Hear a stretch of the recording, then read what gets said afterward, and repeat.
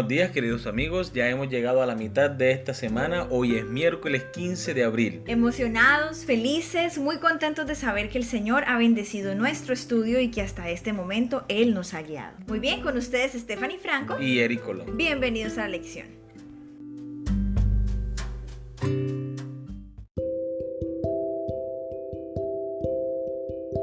La lección del día de hoy se titula Jesús y el origen de la historia en la Biblia. Jesús enseñó que la Biblia es la palabra de Dios en el sentido de que lo que ésta dice es sinónimo de lo que Dios dice. Su origen se encuentra en Dios y por lo tanto contiene la máxima autoridad para todos los aspectos de la vida.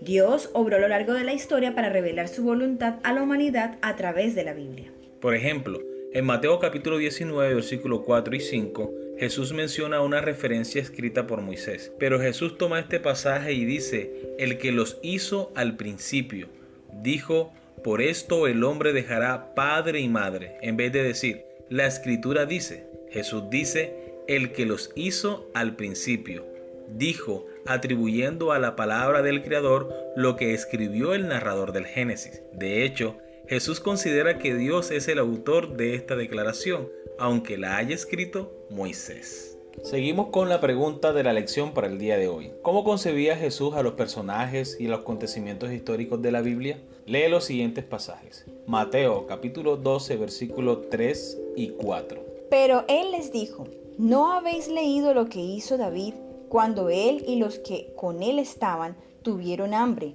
Cómo entró en la casa de Dios y comió los panes de la proposición, que no les era lícito comer ni a él ni a los que con él estaban, sino solamente a los sacerdotes. Marcos capítulo 10, versículos 6 al 8.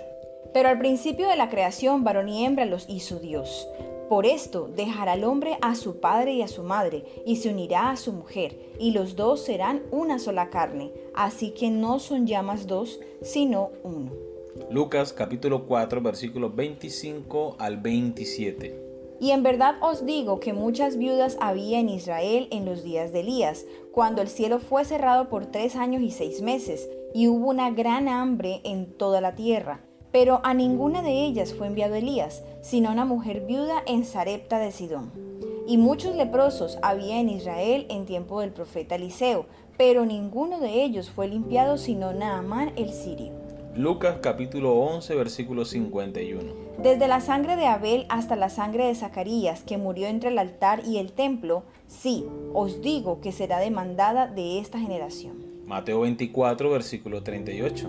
Porque como en los días antes del diluvio estaban comiendo y bebiendo, casándose y dando en casamiento, hasta el día en que Noé entró en el arca. Recordemos la pregunta. ¿Cómo concebía Jesús a los personajes y los acontecimientos históricos de la Biblia? Jesús cita a los personajes bíblicos como referencia a hechos históricos legítimos, para declarar a los hombres cuál es la voluntad de Dios. Cita a Jesús las Escrituras para denunciar el mal proceder de los hombres, para recordar la bondad y el amor de Dios, así como también las consecuencias del pecado. Vemos que Jesús, cada vez que quiere transmitir, enseñar, corregir o enseñar algún principio de la palabra de Dios, siempre la cita con autoridad.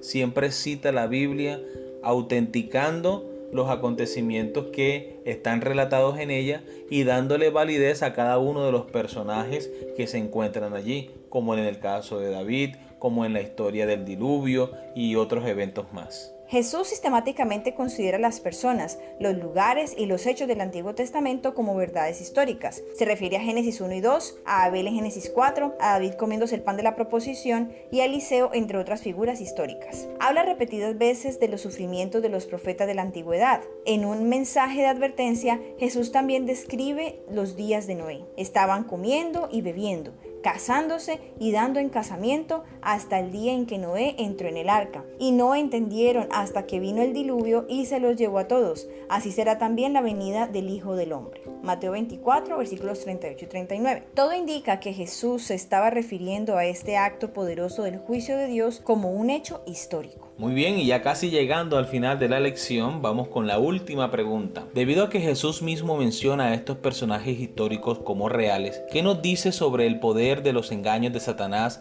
el hecho de que muchos en la actualidad, incluso los cristianos profesos, a menudo nieguen su existencia? ¿Por qué nunca debemos caer en esta trampa? Es una pregunta bastante importante y por esa razón, buscando un poco en los comentarios de Elena de White, me encontré con un comentario del Conflicto de los Siglos, página 545. Hasta en su forma actual, lejos de ser más tolerable, el espiritismo es en realidad más peligroso que anteriormente, debido a la mayor sutileza de su engaño. Mientras años atrás atacaba a Cristo y la Biblia, declara ahora que acepta a ambos, pero su interpretación de la Biblia está calculada para agradar al corazón irregenerado, al paso que anula el efecto de sus verdades solemnes y vitales. Los espiritistas hacen hincapié en el amor como si fuese atributo principal de Dios, pero lo rebajan hasta hacer de él un sentimentalismo enfermizo y hacen poca distinción entre el bien y el mal. La justicia de Dios, su reprobación del pecado, las exigencias de su santa ley, todo eso lo pierden de vista. Enseñan al pueblo a que mire el decálogo como si fuera letra muerta. Fábulas agradables y encantadoras cautivan los sentidos e inducen a los hombres a que rechacen la Biblia como fundamento de su fe. Se niega a Cristo tan descaradamente como antes, pero Satanás ha cegado tanto al pueblo que no disciernen el engaño. Lo que el enemigo busca es desacreditar la palabra de Dios por medio del escepticismo de los hombres que se niegan a reconocer a Dios como creador y sustentador del hombre y del universo. Sin embargo, los mismos hombres que niegan el origen de la Biblia como un texto sagrado quedan impresionados al evidenciar cómo la Biblia ha sobrevivido al paso de los tiempos y cómo la Biblia ha sufrido los vejámenes de la humanidad para destruirla.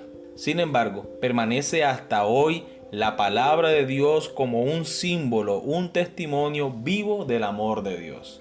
Así que es cierto que Satanás redobla sus esfuerzos para hacer que el hombre se retire o que no sienta el deseo de estudiar la palabra de Dios. Sin embargo, el Espíritu Santo también hace su trabajo en el corazón de las personas para acercarlo a Dios. Y como tú lo dijiste, esa es la gran importancia, que nosotros ahora no solamente oremos, sino que oremos pidiendo la dirección del Espíritu Santo y además estudiemos la palabra de Dios, pero que lo hagamos solicitándole al Señor la total comprensión de ella, porque si Él le daba tal importancia, pues como decíamos ayer, ¿cuánto más nosotros no debemos darle la importancia?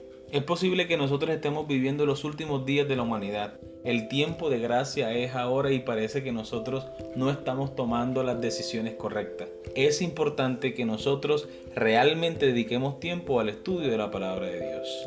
Bien, hemos llegado al final de la lección. Esperamos que haya sido de gran bendición. Que Dios les bendiga.